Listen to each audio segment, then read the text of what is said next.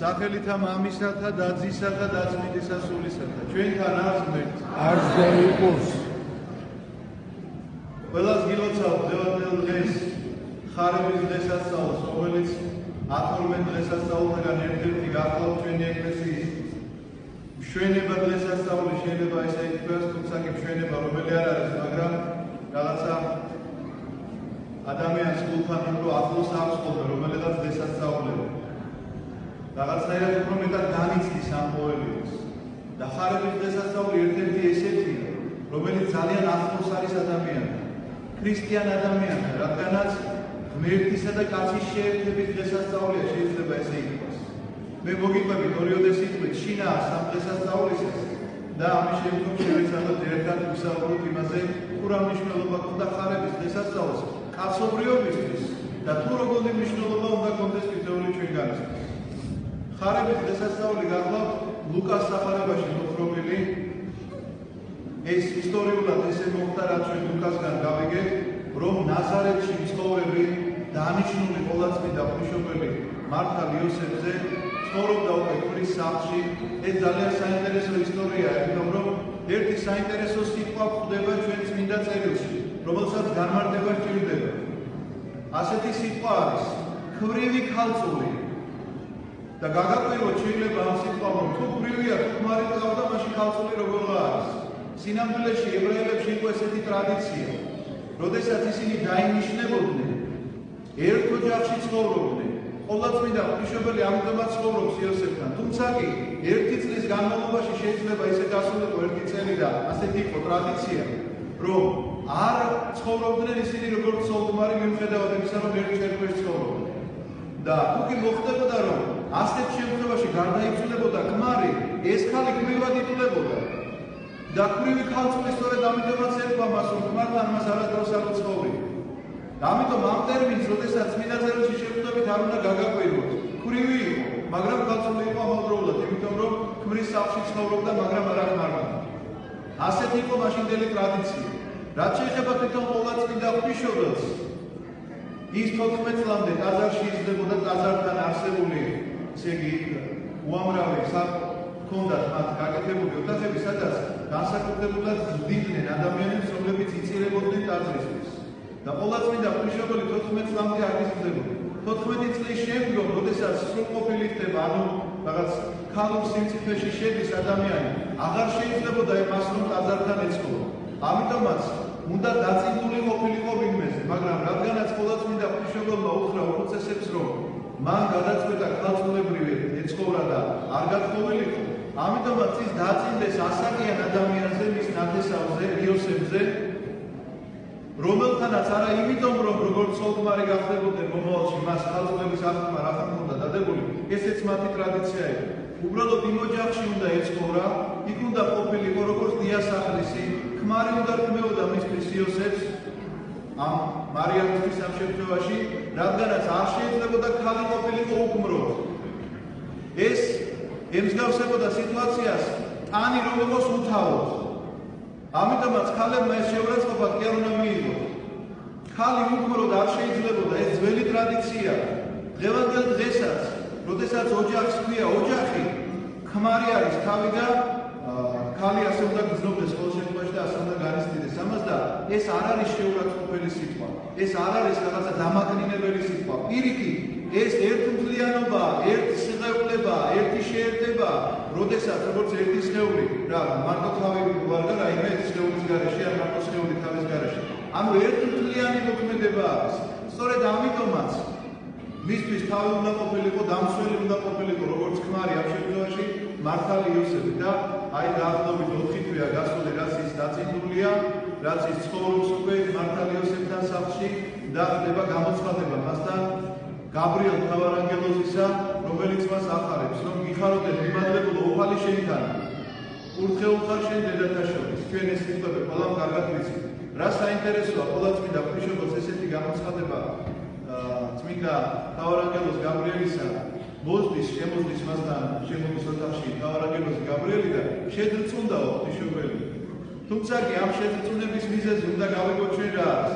ნახულობთ, რომ ზაქარიასაც იგივე დაემართა, როდესაც ანგელოზი გამოეცხადა და უთხრა, რომ შვილი გეყოლება ივანე წინასწარმეტყველზე, ნათლისმცემელზე ალაპარაკი, ზაქარია სწორედ ამ, მაგრამ ამ ორ შეზრუნებას შორის ძალიან დიდი განსხვავებაა და იცით რა?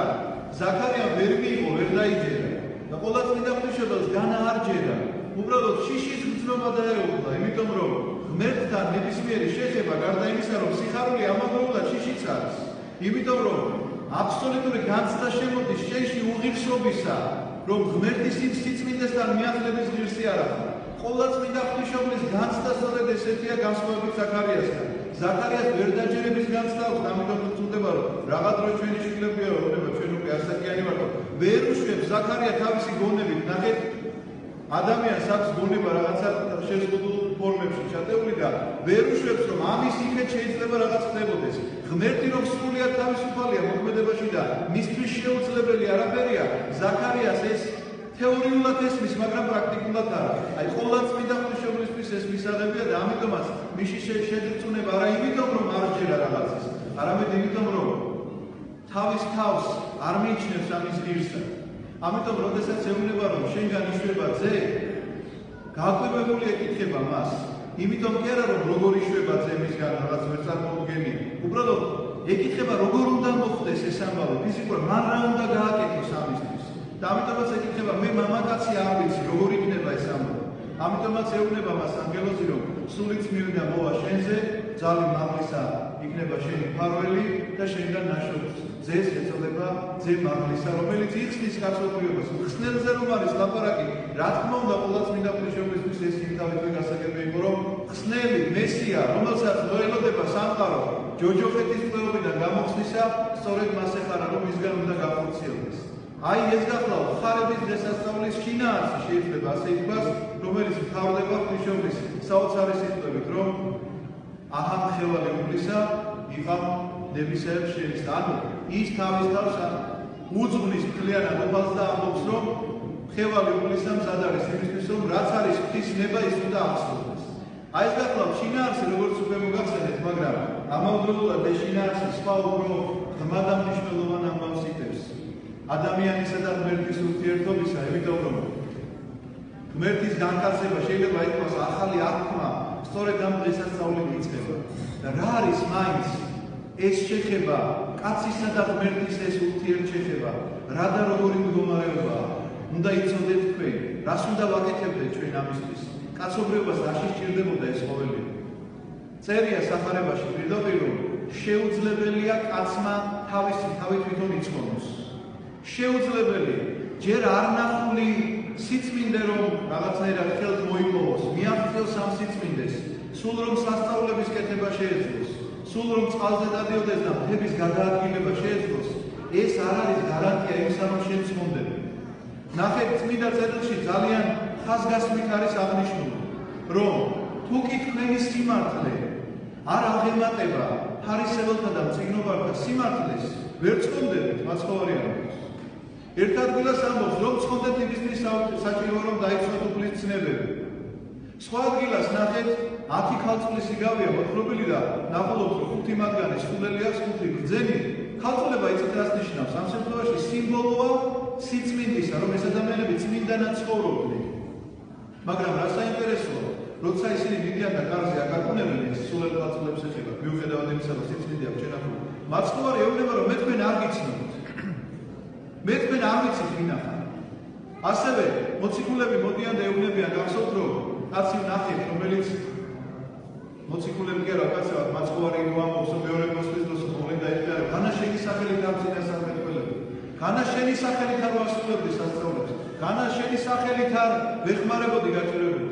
მაცხოვარი ეუბნება, არ გიცნობთ თქვენ, გამედით შენგან უკეთურია. რა საინტერესოა, თურმე არც სიწმინდის დაცვა ქალწულება, არც ღვაწლი, არც ღვთის სახელით რაღაცა ქვემოქმედება არ ყოფილა გარანტია იმისა, რომ შენ ჯოჯოხეთის და ამოხვიდე და სამოთხეში შეხვიდე.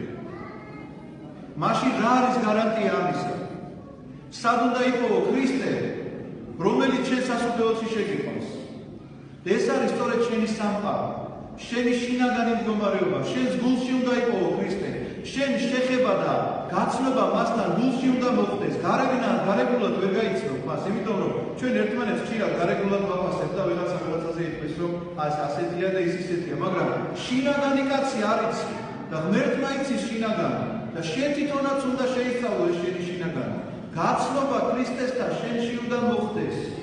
ამიტომაც, როდესაც ქრისტე ამბობს, რომ არ გიცნობთ მე თქვენ, ეუბნება ამას იმ ადამიანებს, რომლებსაც არ გაუცნიათ ქრისტე. ყოვლადწმინდა ღვთისმშობელი, ვითი განსხვავდებოდა იცით სხვა ჩვეულებრივი ადამიანებისგან. ის რომ ტაძარში იზრდებოდა, გონიათ მარტო იზრდებოდა ტაძარში. მასთან ერთად უამრავი ადამიანი იზრდებოდა, ეს ჩაქნოლეთ, რომ რაღაც საეკლესიო სკოლა იყო, სადაც დიდნენ ახალგაზრდებს, გოგოებსაც და ბიჭებსაც. მაგრამ რატომ ყოვლადწმინდა ღვთისმშობელი მარიამი? იმიტომ რომ ის იცნობდა ქრისტეს. სანამ ქრისტე განხორციელდებოდა როგორც კაცი, განკაცდებოდა, სანამ ქრისტე ღმერთი არ მოღვაწეობას დაიწყებდა, ის უკვე იცნობდა ქრისტეს და რატომ? იმიტომ რომ როდესაც ლოცულობდა, როდესაც განმარტოვდებოდა, შინაგანა შიგნით ეხებოდა მას. ამიტომაც დანო და ძმანო, არავინ არ დაირწმუნოთ თავი, რომ ან ეკლესიაში დგომა, ან მარხვა, ან რაღაცა ღვაწლი საკმარისია იმისთვის, რომ კაცი წმონდეს. აუცილებელია ქრისტეს იცნობდე და ქრისტე გიცნობდეს. ამისთვის აუცილებელია ის, რომ საკუთარ თავში ღრმად იხედებოდე, გულის გულში ეძებდე, შენს ყველაზე ბნელ კუნჭულებს მიმოიხილავდე და გაანათებდე, რომ სადმე რაიმე არ დაგჭეს ისეთი ციკლი, რომელიც არ ეკადრება იმას, რომ გულისკარი გადაყოლი გაქვს და ქრისტე უნდა შემოგძანდეს შენთან. ამიტომაც იცოდეთ, რომ ეს ძალიან პირადულია, ძალიან ინტიმურია, ეს არ ვფიქრობ, რომ ეს რაღაცა საზოგადო სამსახურებაზე შეიძლება ხდებოდეს. საზოგადო სამსახურებაზე გარეგნულად ეს აღესრულება. ჩვენ ქრისტეს სისხლსა და ხორცს ვეზიარებით, მაგრამ შინაგანი ცვალებადება უნდა მოხდებოდეს ამას. როდესაც მარტო დარჩები, როდესაც საკუთარ თავთან იქნები, ეს ხარება მარტო ღვთისმშობლისთვის კი არ უნდა იყოს. შენთვის უნდა მოხდეს ეს ხარება. შენც უნდა გითხრას ანგელოზმა, რომ გიხაროდე, იმიტომ რომ ქრისტეს მიღება შენ შეგიძლია. გახსოვთ ლუკას სახარებაში ეს სიტყვებით, ერთი ქალი მაცხოვრის გადაგების დროს წამოიძახებს მამაღლა, რომ ნეტარარს მუცელი, რომელმა გიტვირთა, შენ და ნეტარარს ძუძუნი, რომელთაც სწოვდი და მაცხოვარი ამბობს, ნეტარარს, რომელმა მოისმინოს და დაიმარხოს ჩემი ნათქვამი სიტყვები. ანუ ეთანხმება, კი მართალია ნეტარარს ის, ვინც იტვირთა, თქვა ჩემი სხეული ამ შემთხვევაში კაცობრივი. მაგრამ ნეტარია ყველა ის ადამიანი, გაიგივებულია ყოვლადწმინდა ღვთისმშობელთან, ყველა ის ადამიანი, რომელიც ქრისტეს მიმღებელია, რომელიც ქრისტესთვის გულისკარს აღებს.